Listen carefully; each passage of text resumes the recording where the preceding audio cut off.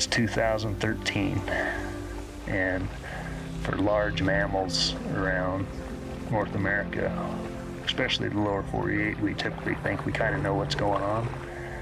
And here we have hundreds of animals migrating 150 miles across public and private lands right underneath our noses, and we didn't even know about it.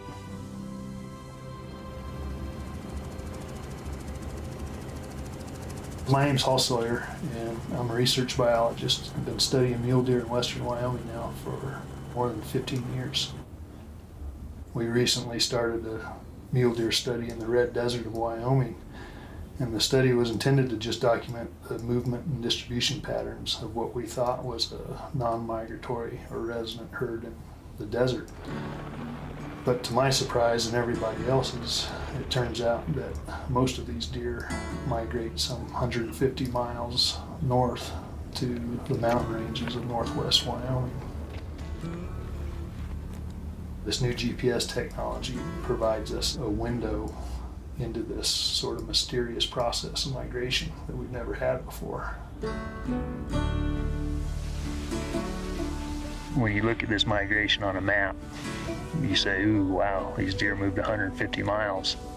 But it's especially impressive when you actually look at this migration route on the ground and see firsthand the landscape and the obstacles that these animals have to move through.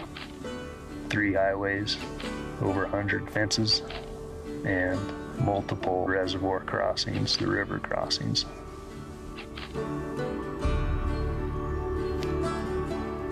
My job as a photojournalist working on this project is to show people what deer migration looks like.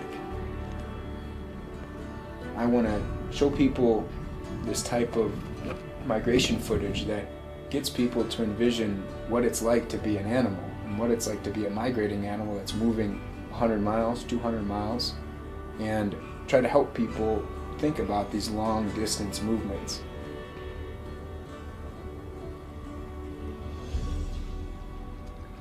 A lot of the areas that I focused on is at the outlets of these lakes called finger lakes.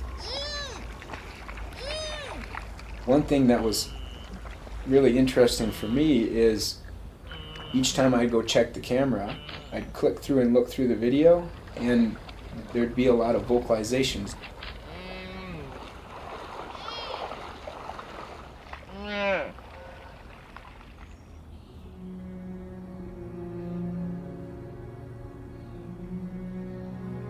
These migration behaviors are learned from mother to offspring, from generation to generation.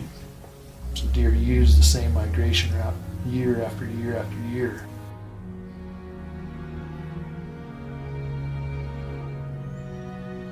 What we've learned from this is that this incredible migration can take place right under our noses in the year 2012. Thousands of animals moving 150 miles. The fact that this migration can still exist in unprotected areas in this day and age is